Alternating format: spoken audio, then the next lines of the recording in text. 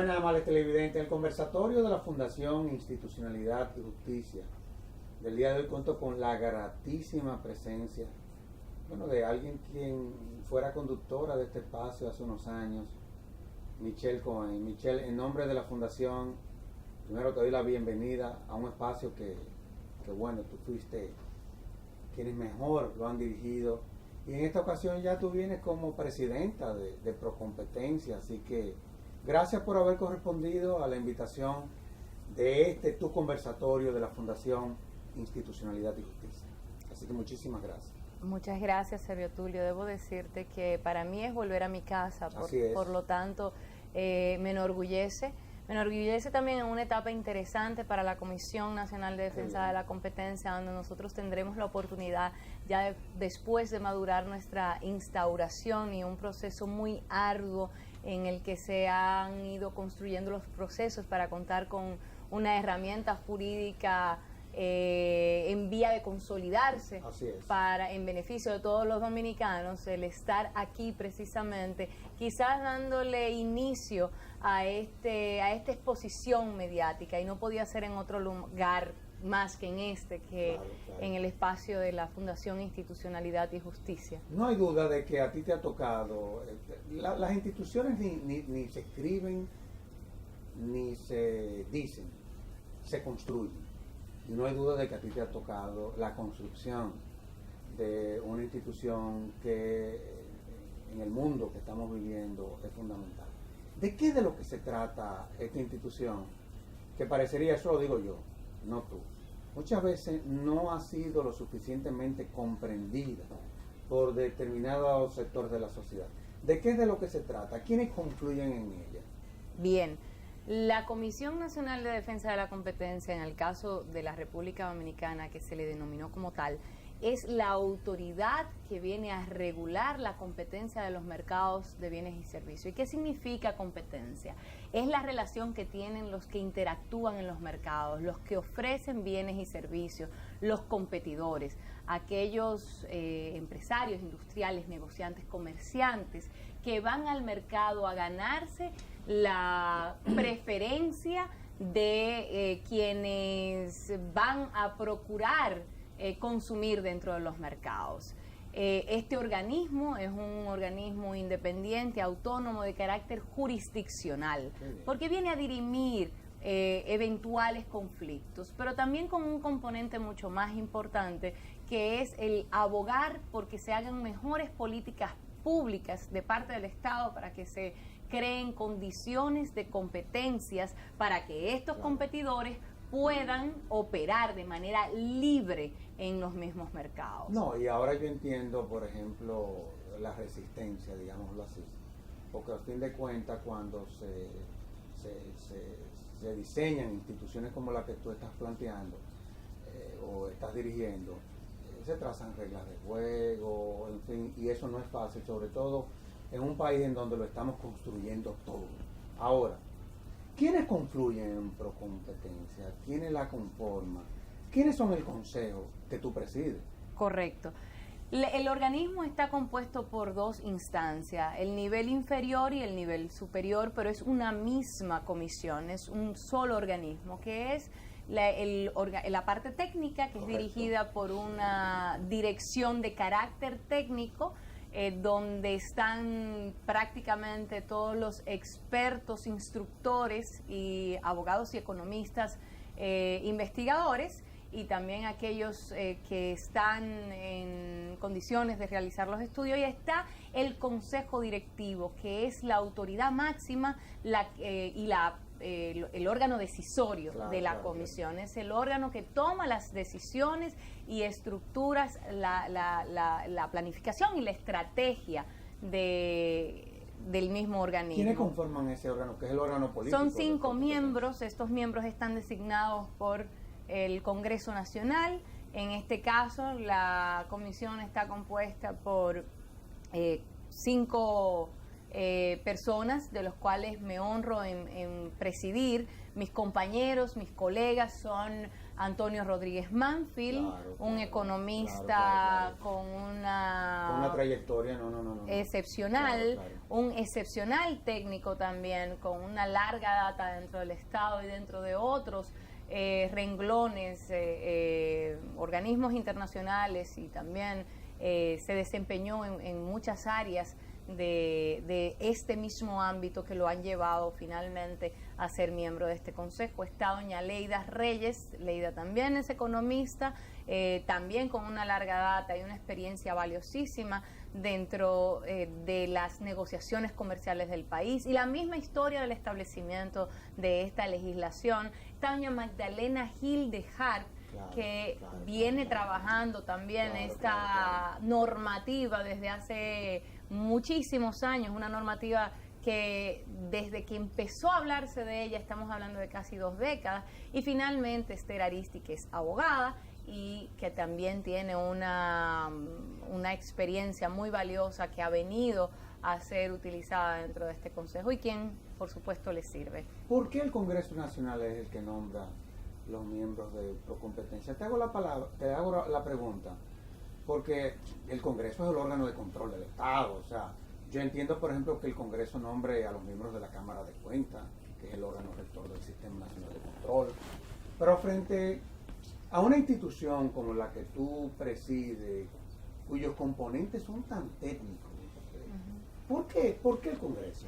Bueno, y no el Ejecutivo. El entendido es que se trata de un órgano independiente y la fórmula más acercada a lograr una selección de carácter también democrático, porque los miembros del Congreso han sido elegidos por el pueblo y ellos tienen una delegación por parte del pueblo dominicano, deben tener la sapiencia necesaria para lograr candidatos que sean lo suficientemente independientes y capaces para esto. No está muy lejos de ser un organismo muy sui generis, no es un consejo cualquiera, esto es un órgano con carácter de supervisión, es una superintendencia, es un tribunal administrativo a la vez, donde en muchos países se ha llamado de diferentes formas, pero debemos entender que también en países de avanzada estos son órganos que tienen el mismo nivel de una Suprema Corte de Justicia,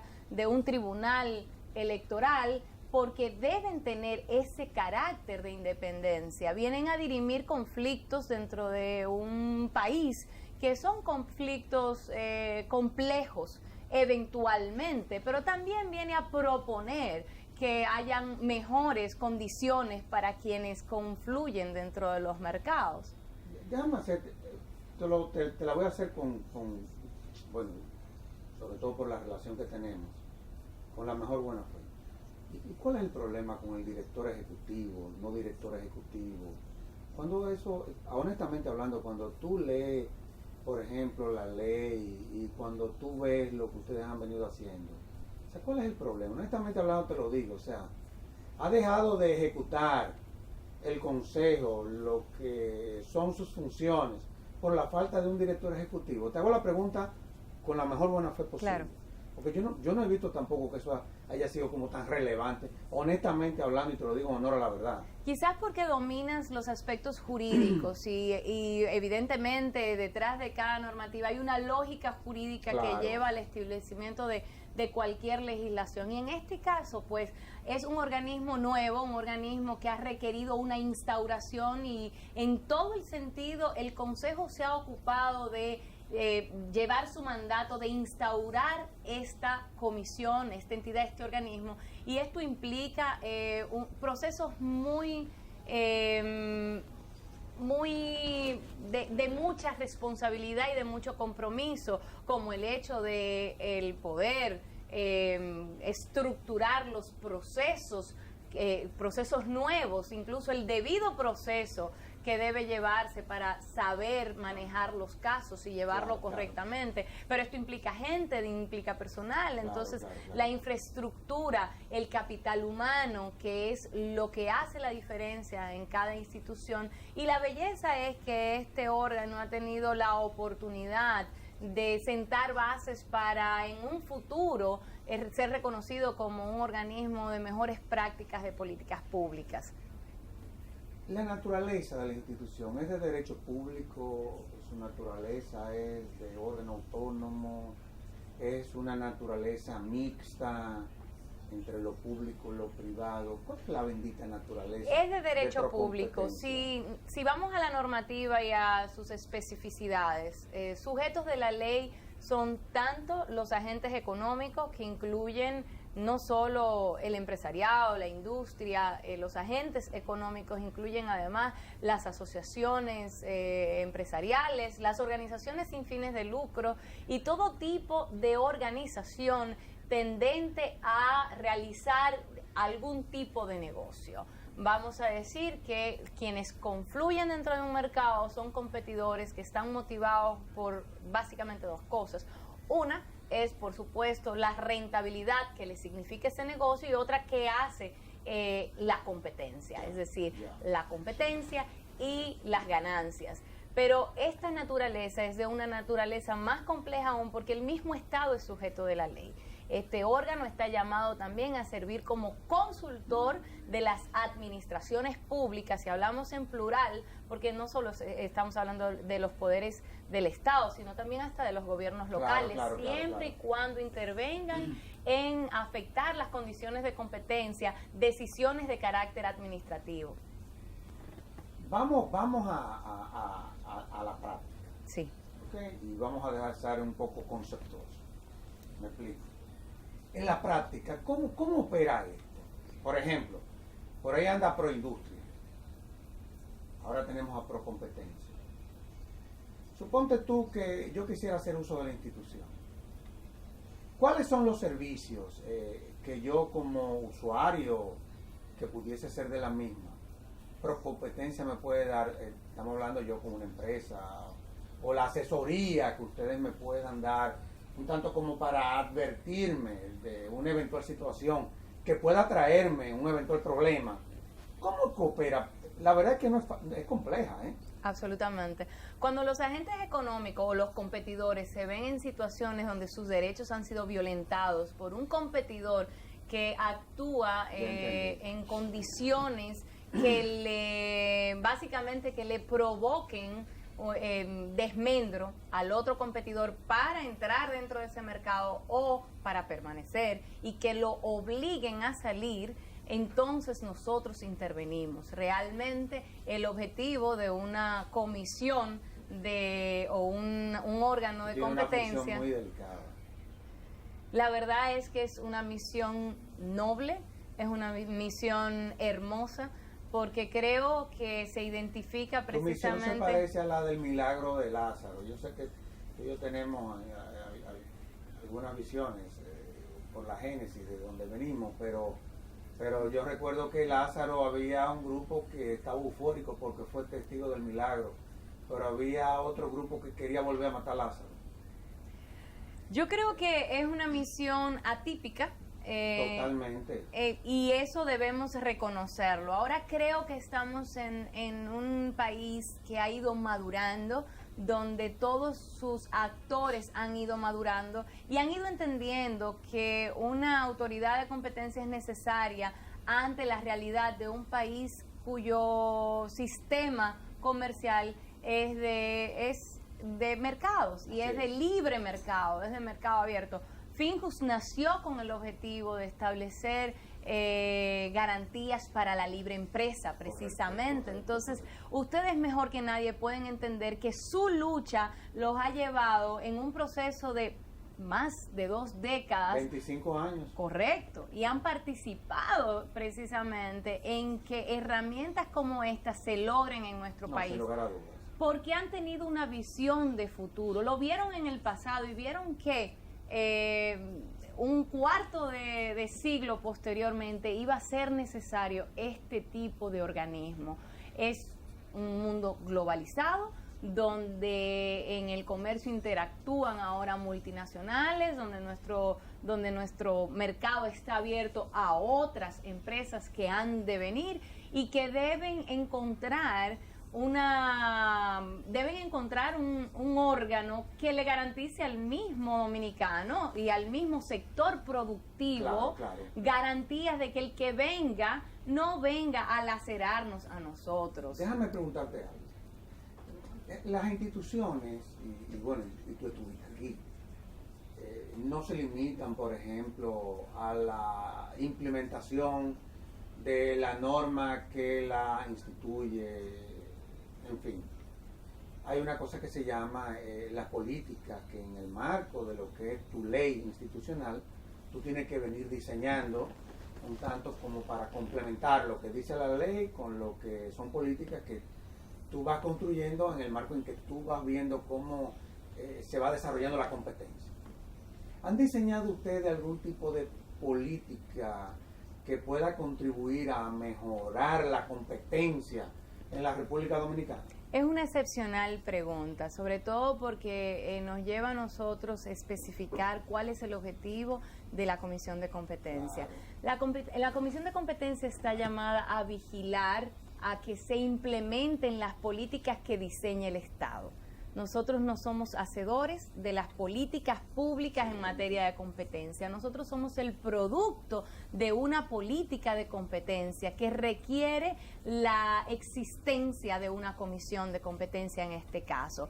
Lo que sí estamos llamados es a, por supuesto, ser consultores del mismo Estado, del mismo gobierno, del Poder Ejecutivo, del Poder Legislativo, cuando pretenden emitir decisiones, leyes, proyectos de leyes, en qué medida estos proyectos de leyes pueden afectar a los sectores productivos en términos de cómo pueden dejar de competir. Y ahí nosotros intervenimos y tenemos la capacidad de realizar informes no vinculantes también cuando el Estado toma decisiones que son decisiones negativas para los sectores productivos y hacerles saber, tu agencia de gobierno has hecho esto de forma que está afectando tal o cual sector productivo y este tipo de decisión debe ser desmontada. Este es el objetivo prioritario, al margen de que nosotros estamos llamados, por supuesto, a educar con relación a esto.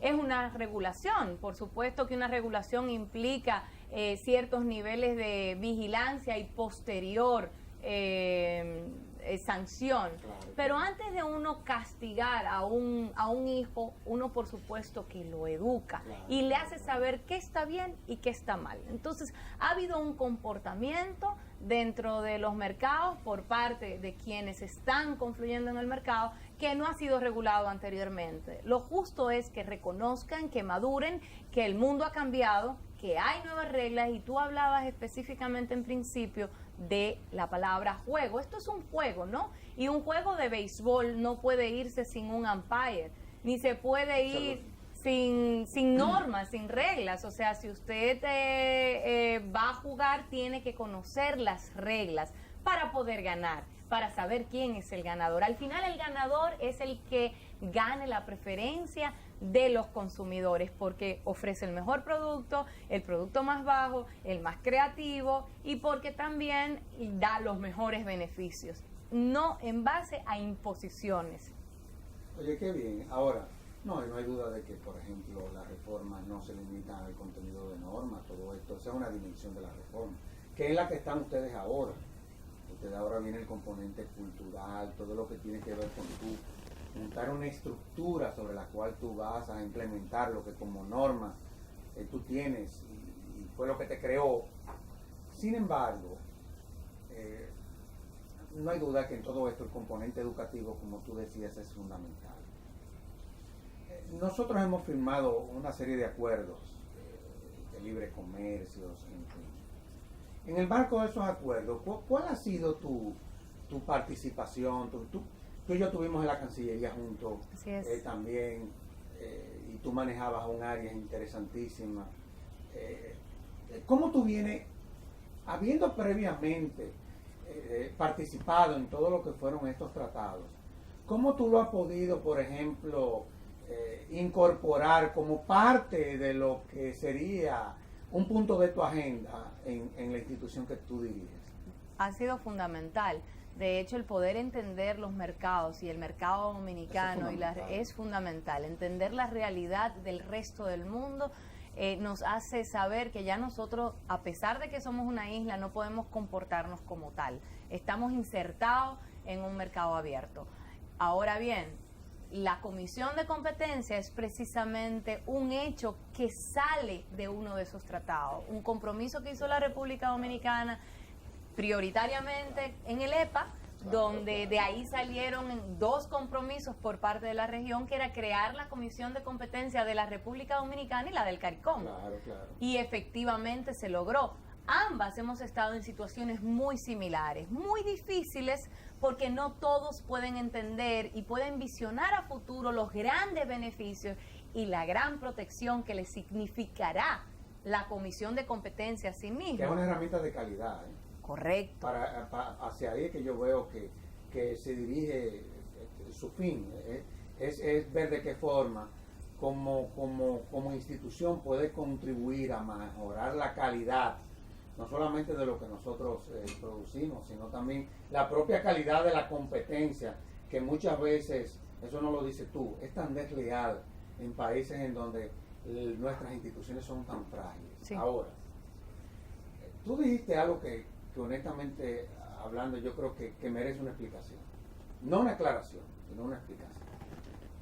Y es esa función, digamos que jurisdiccional, ustedes como institución tienen. Cuando uno ve cómo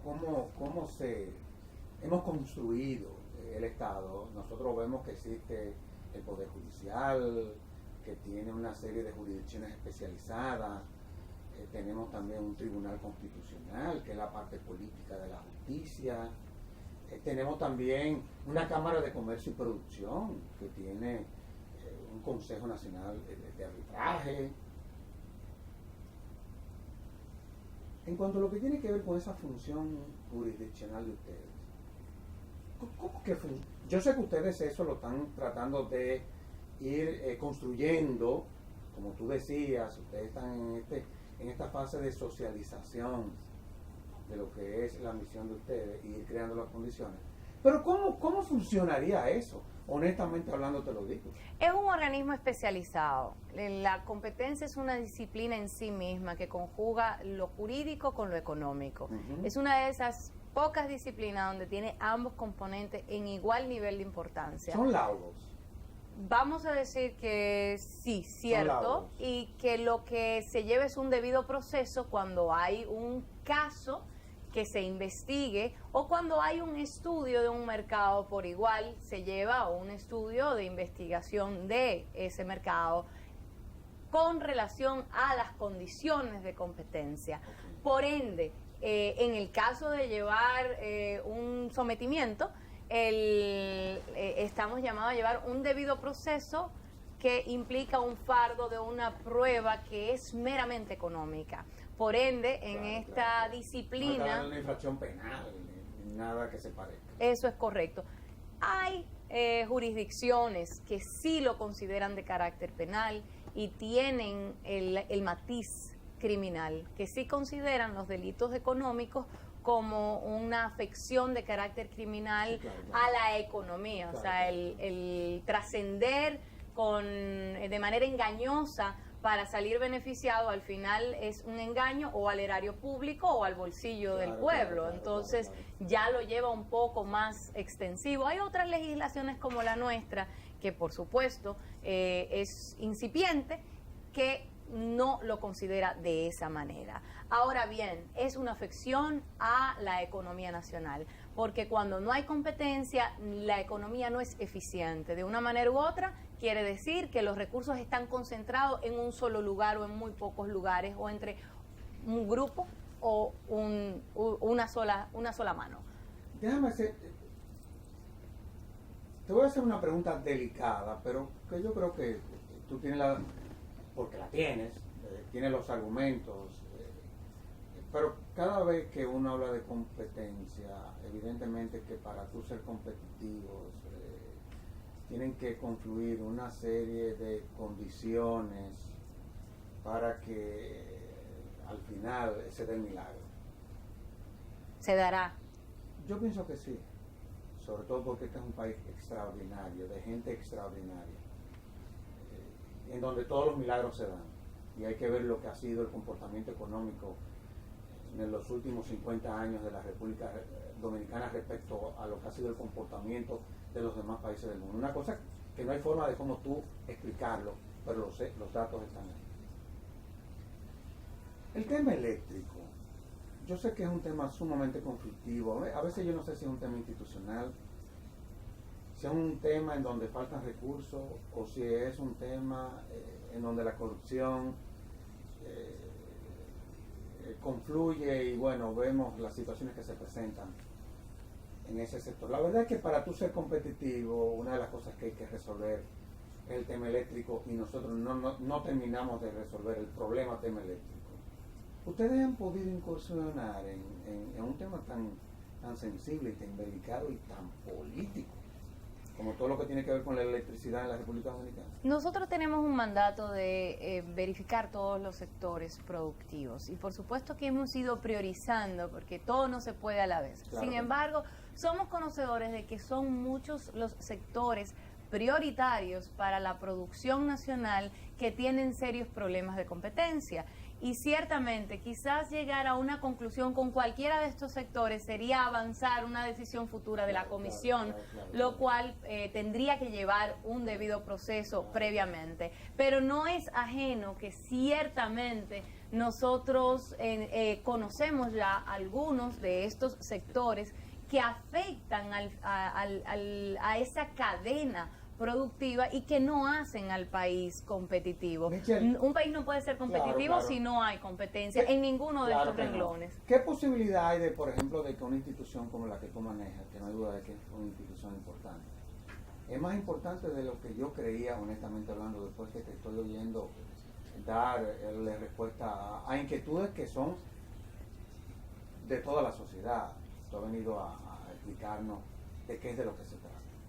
Por ejemplo, en el marco de todo lo que será el pacto eléctrico, ¿ustedes han contemplado la posibilidad de ser parte del proceso, un tanto como para que desde tu institución pues, puedan cooperar con un pacto que sin lugar a dudas será trascendental? ¿Han contemplado ustedes eso? Absolutamente. Yo creo que nosotros lo que necesitamos es ser más bien identificados y reconocidos por los actores que están dentro de estas decisiones. Muchos de ellos no conocen la trascendencia como conoces de un organismo que está en su fase de instauración, de forma que ese es el papel que estamos tratando de realizar. Otros simplemente no lo pueden entender y no lo culpamos porque evidentemente son procesos que nos obligan a buscar el mecanismo de hacerle conocer la trascendencia de utilizar esto como una herramienta de solución, porque el experticio está ahí, está dentro de la Comisión de Competencia y están los especialistas que conocen cuáles son esas fallas que hay dentro de esos mercados y que pueden aportarle soluciones para derribar esas barreras. Oye, la verdad es que es increíble y ojalá y que los sectores, yo pienso que deberíamos hacer una serie de programas con relación a tu institución, sobre todo de programas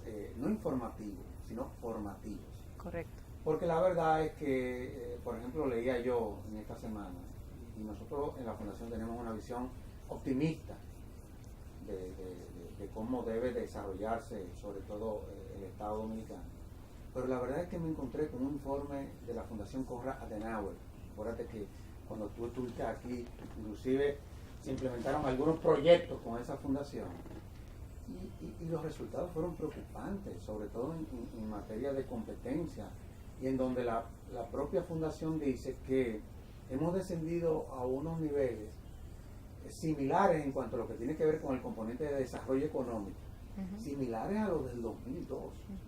Es decir, que una institución como la tuya, no hay duda de que deberá de ser, porque lo es, una herramienta que puede contribuir a aumentar el desarrollo de la democracia en la República Dominicana. De todos modos, vamos a hacer una pausa y de inmediato volvemos con este interesantísimo programa.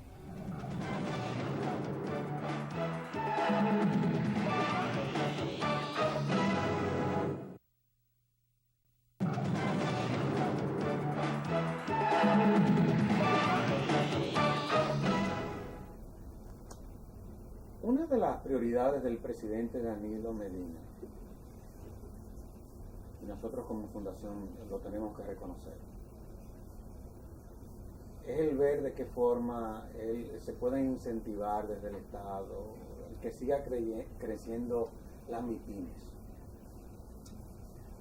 Que la verdad es que yo, a mi juicio, pienso yo que ese es un escenario interesantísimo para, en el caso tuyo, tú poder hacer muchas cosas. ¿Cómo tú vienes interactuando con ese sector? El tema de las MIPIMES para nosotros ha sido un foco de interés, absolutamente, porque si algo que procura la ley es derribar barreras, y si hay una realidad que viven todas las pequeñas y medianas empresas en nuestro país, es que se levantan todos los días a conflictuar con la realidad, a combatir una serie de resistencias que le hace imposible hacer negocios. Y estos son barreras que muchas veces son provocadas desde el mismo Estado porque nos hemos acostumbrado a burocratizar.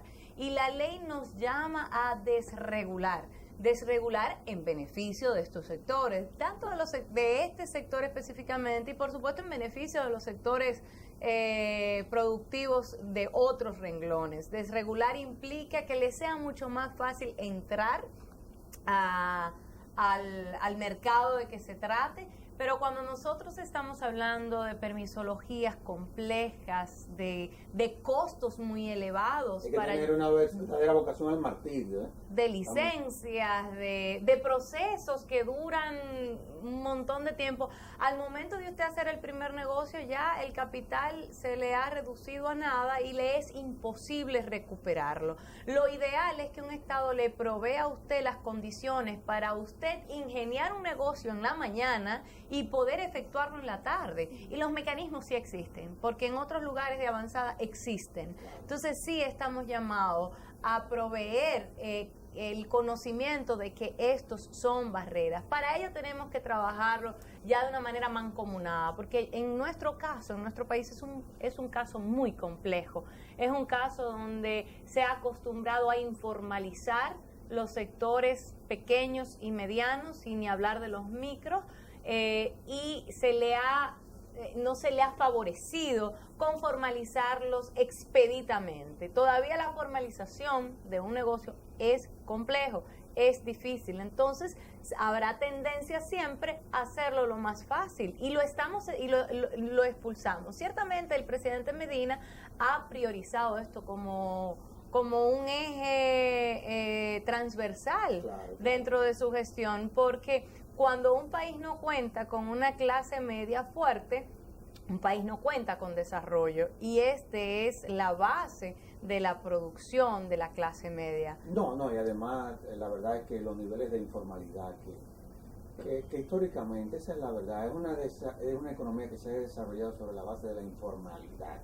Y la informalidad lleva al fraude, lleva a la corrupción, no es fácil tu trabajo, No es fácil tu trabajo. En ninguna de las vertientes será fácil, pero yo creo que es un trabajo del país, es un trabajo de todos, es un trabajo de todos los sectores productivos, es un trabajo que nos pertenece a todos, porque lo que queremos construir es una República Dominicana que en el futuro viva los beneficios de poder consumir productos y servicios de alta calidad. Tú hablabas en el segmento pasado precisamente de la calidad. No es otra cosa que la calidad de vida.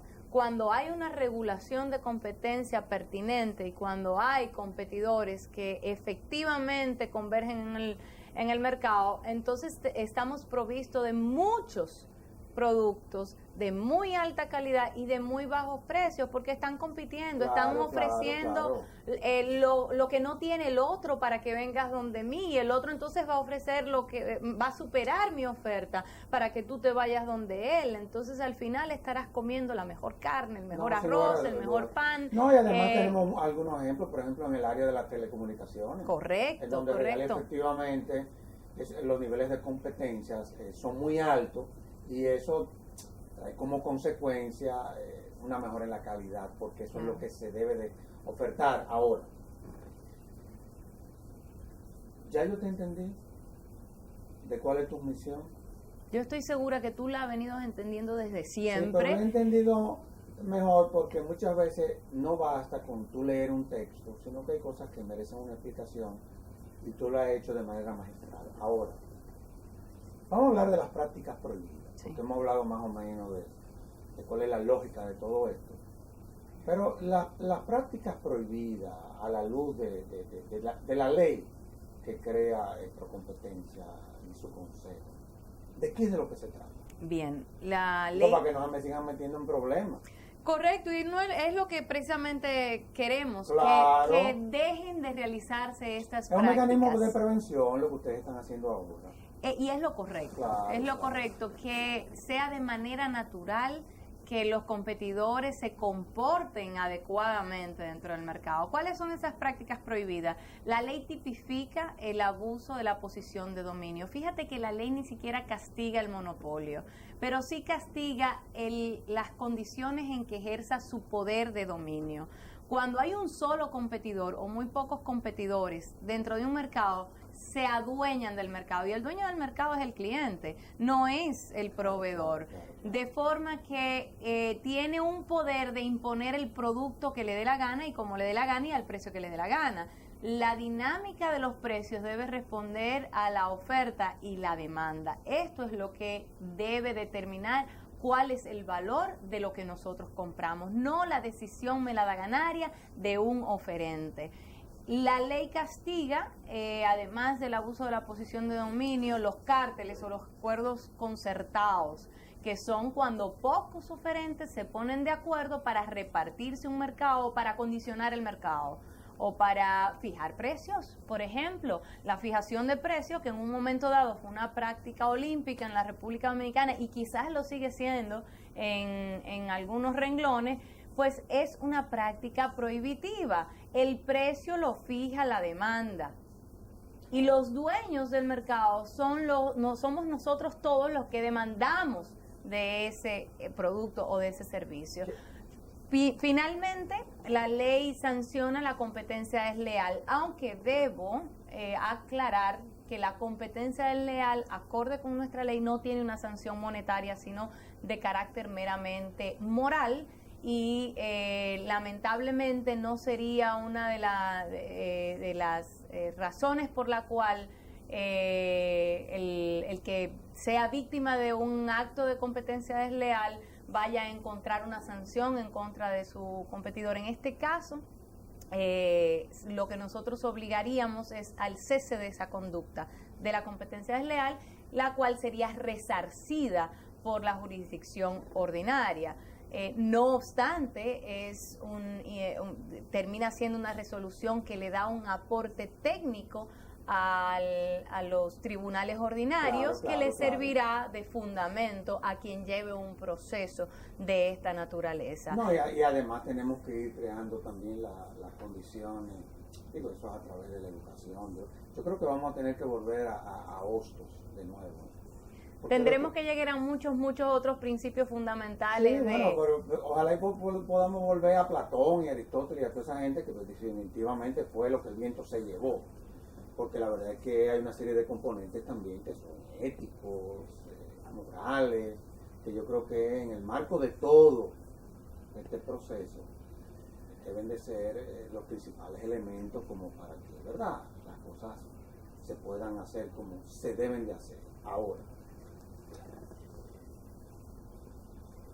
¿cómo tú confluyes? ¿Cómo tú, y no te estoy haciendo una pregunta para que tú me venga a decir que ustedes son amigos, que tienen excelentísimas relaciones, que es un muchacho muy bueno, ese no es el caso.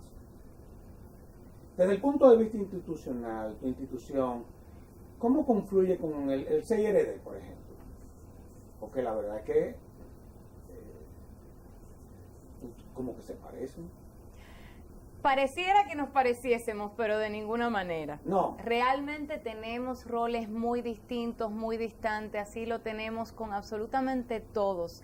Lo pasa que, por supuesto, al no conocer la naturaleza de hacia dónde trasciende nuestra labor, pues puede ser confundible, Por pero eso- no por eso lo te hago la es. pregunta. No lo es. Nosotros no regulamos ni hacemos un llamado a la inversión extranjera, ni creamos las condiciones para atraer inversión extranjera. Esto sí es una herramienta necesaria para la inversión extranjera. Tú puedes estar seguro que un inversor extranjero no va a entrar en ningún país donde no exista una garantía jurídica de competencia, porque va a poner su dinero en riesgo, porque la competencia puede competir de manera abusiva o de manera colusoria, ponerse de acuerdo o coludir en contra de este inversor extranjero. Así Qué que bien. esto es una herramienta necesaria. Ahora bien, hay competidores extranjeros que en sus países de origen, si bien respetan las normativas de competencia porque existen y se vigilan, donde no las hay les encanta ir porque saben competir deslealmente y saben lo que son prácticas anticompetitivas de manera profesional, Definitivamente. y sus estrategias en sus empresas van en torno a el provocar que incluso nuestro mismo sector tradicional productivo se destruya. Claro, claro, Entonces, claro. es una herramienta que va de un lado y va del otro. En ese sentido, por supuesto, si hay una casa en orden, usted va a respetar las reglas de No, esa claro. casa. No, y por eso te hacía la pregunta. O sea, y tú en tu respuesta me la justificaste, en honor a la verdad. Porque es así como tú lo estás diciendo. Ahora, una de las herramientas que se supone, y que yo pienso que sí, que están contribuyendo a transparentar uno de los componentes fundamentales de la competencia, de la transparencia, a transparentar por lo menos la administración pública, es todo lo que tiene que ver con las compras y contrataciones. ¿Qué rol juegan ustedes ahí, pro competencia, en compra y contrataciones? Mira, es un rol determinante. Espérate, oye, estás haciendo un excelentísimo programa, te lo tengo que decir, hasta tal punto de que me has abierto un poco la mente y comienzo a entender, o sea, cuál es la dimensión de la institución que tú presides. Una de las prácticas más sancionadas en el mundo han sido las prácticas colusorias en las Claro. licitaciones públicas. Claro. Todas las agencias de competencia han perseguido las colusiones. ¿Por qué? Porque competidores van y se ponen de acuerdo para Claro. ganar y repartirse un mercado. Vamos a poner un ejemplo gráfico. Y por esto este organismo viene a complementar para poder perseguir y sancionar estas prácticas colusorias. Entre los acuerdos horizontales o los cárteles, que son una de esas violaciones a la ley, está las prácticas colusorias en las licitaciones públicas. Y esto significa la posibilidad que tienen algunos competidores de ponerse de acuerdo en una licitación cualquiera. Digamos que el país está dividido en regiones, el Cibao, el sur y el este, ¿no? Y que hay una contratación de carácter nacional donde hay una licitación para el Cibao del mismo producto, hay una licitación para el este y otra para el sur. Y hay tres oferentes. Los oferentes convergen en esas tres licitaciones, poniéndose de acuerdo, uno que pondrá un precio irrisorio a un producto que no vale ese precio, digamos que es un lapicero que está requiriendo el Estado, y que este lapicero tiene un valor de $1 en su costo, y este oferente, uno se pone de acuerdo para llevarlo y presentarlo a 5 centavos el valor. Es ilógico porque el costo es $1, y el otro lo pone a 15 pesos el valor, y hay uno que lo pone al valor $1. Ese es el ganador del Cibao. Ahora bien, estos otros competidores que han perdido la competencia se ponen de acuerdo con este ganador para aparecer en otra licitación en el sur, y le toca al otro ser el ganador, y así sucesivamente el tercero. Eso es una repartición regional de mercados y es un acuerdo colusorio. Eso se da entre muchas otras vertientes. Ahora, lo que estamos diciendo con esto es que sí, es un ejemplo que ha sido sancionado tradicionalmente desde hace 100 años, que tiene esta disciplina siendo reconocida con su origen anglosajón, por supuesto. Es un engaño al erario público y sale beneficiado única y exclusivamente un oferente. No sale beneficiado el pueblo. Al final ellos tienen la capacidad de imponer un precio que es el que ellos quieran. Y cuando alguien tiene la capacidad de acordar precios, lo hará siempre en su beneficio. ¿O usted cree que lo va a hacer en beneficio del otro? No, definitivamente que no. Y también en materia de compras y contrataciones, uno de cosas es cuando se diseñan los pliegos de condiciones, los elementos o las características que debe de reunir un producto, y muchas veces uno ve cómo se diseñan compras para beneficiar a determinados suplidores. La verdad es que no es fácil. Ahora, un ejemplo, no quiero interrumpir con tu idea, ojalá no lo haga, pero un ejemplo extraordinario fue una realidad que se dio en México. Por ejemplo, la Comisión Federal de Competencia hizo un estudio importantísimo en el renglón de salud de medicamentos y las condiciones de competencia fueron incluidas en este sector de una manera máxima. Fueron reconocidas las más mínimas condiciones de competencia en el checklist de todas las licitaciones y el Estado mexicano logró demostrar haber ahorrado $2,000 millones en un solo año, solamente porque introdujo y consideró las condiciones de competencia en el sector. Y eso pues sí ha sido avanzando. Nuestro país sí tiene una agencia de compra y contrataciones que ha avanzado mucho y que ha considerado esto. Todavía necesitamos madurarlo más y hacerlo mucho más, fortalecerlo y vigilarlo y considerar que sí hay una violación, no dejarlo pasar. En ese sentido, solo podemos intervenir cuando hay una colaboración interagencial entre estas entidades de gobierno y nosotros como entidad autónoma. No, y ojalá y que se dé. Es verdad que hemos avanzado, pero ojalá y que esa relación se dé, sobre todo en un país en donde la venta de productos farmacéuticos falsificados se ha constituido en uno de los mayores escándalos del mundo. Pero yo no te voy a meter ahí. Hay una cosa que se llama los delitos transfronterizos, que sin lugar a dudas afectan en todo lo que tiene que ver con la libertad o la libre competencia. Y tú sabes cómo muchas veces desde nuestra frontera, digámoslo así, ahí se ha visto de todo. ¿Cómo ustedes han visualizado como institución una realidad con la que tenemos que convivir, pero que en la medida en que nos vayamos desarrollando como un Estado social, democrático y de derecho, tenemos que ir fortaleciendo? ¿Cómo tú ves eso? Cada vez más. No te quiero fatigar, pero no, de ninguna manera.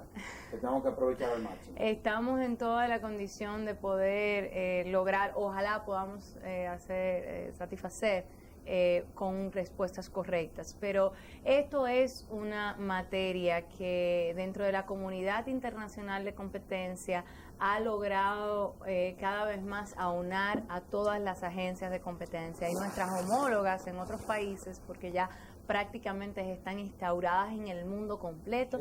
La República Dominicana es literalmente de los últimos países, conjuntamente con Guatemala, en todo el hemisferio occidental. Lamentablemente, sin embargo, nosotros hemos ganado mucho espacio para producir un sistema de competencia maduro. Pero sí, hay un problema de carácter transnacional, porque hay delitos que afectan otras economías, pero esos delitos también se cometen fuera del territorio nacional y nuestra propia ley es clara cuando dice que si estos efectos se dan en la República Dominicana, aún cuando estas decisiones o estrategias de estas empresas son producidas fuera, podemos perseguirlo. Sí, pero asimismo viceversa. Sí, claro. Hay una reciprocidad. Correcto. Esa es la realidad. Ahora, y qué bueno que tú hablaras, por ejemplo, de esa visión global respecto a que ya en todo el mundo existen instituciones como la que tú estás presidiendo. Así es. Y bueno, entonces voy a la siguiente pregunta, que se me impone. tú vas a celebrar una semana. Así tú vas a es. celebrar una semana Así que es. tiene que ver con la competencia. ¿De qué de lo que se trata? O sea, ¿van a venir otras instituciones de fuera? ¿Cuáles son los temas que ustedes van a abordar? Y se nos quedaron muchos temas, pero tenemos una hora hablando, el programa se agotó. Pero quiero darte los 2 últimos minutos, un tanto como para que tú le puedas anunciar al país la actividad, el evento que tú vas a dirigir, y partiendo también sobre la base del papel que juegan los medios de comunicación. Correcto. En las cosas que tú estás haciendo. Correcto. ¿De qué es de lo que se trata? Todos jugamos un rol. El Estado juega un rol, los agentes del gobierno juegan un rol, el Ejecutivo juega un rol, los hacedores de leyes juegan un rol, los senadores, los diputados, nosotros y la misma sociedad, así como los mismos agentes económicos, los comerciantes, los empresarios, los industriales, los negociantes y todos los mismos dominicanos que somos los que representamos el consumo del mercado dominicano. Nosotros vamos a celebrar la Semana de la Competencia, hacer un primer ejercicio donde haremos el primer Foro Nacional de Competencia en aras de que haya un encuentro con los sectores productivos que puedan entender hacia dónde los va a llevar la normativa de competencia y el fortalecimiento de un sistema de competencia. Esta semana pues tendremos la oportunidad de tener unos nobles representantes de organismos internacionales, de ministros que van a estar con nosotros de las áreas y también otros expresidentes y magistrados de tribunales constitucionales que han trabajado el tema de competencia, que hoy están en una y otra y otros organismos de otros países. Lo vamos a hacer en el Banco Central, además de que vamos a hacer un despliegue académico en algunas de las universidades nacionales y efectivamente también tendremos encuentros particulares con los hacedores de políticas públicas. Michelle, el tiempo se agotó, pero la verdad es que me siento sumamente complacido con que tú, en esta coyuntura, digámoslo así, hayas aceptado nuestra invitación. Hiciste un excelente programa, sobre todo, para mí es una verdadera herramienta, no solamente de comunicación, sino que es una herramienta de educación. Así que te felicito. A quien hay que felicitarlos es a ustedes. Primero porque su nacimiento se originó en el establecimiento de un Estado democrático y de libre empresa. Así es, así es. Y segundo porque tuvieron la capacidad de hacer el primer programa académico en materia de competencia. Así es. De forma que la FINJUS ha demostrado el interés en hacer de esto y hacer acopio del tema, pero también hacer hincapié que se necesita educar. Yo los felicito a ustedes. Esto es un trabajo que ustedes incluso le facilitan a todos los usuarios del sistema. Michelle, gracias una vez más. Gracias. En nombre de la Fundación. Y a ustedes, amables televidentes, les decimos hasta la próxima, en donde estaremos en un nuevo conversatorio de la Fundación Institucionalidad y Justicia. Hasta entonces.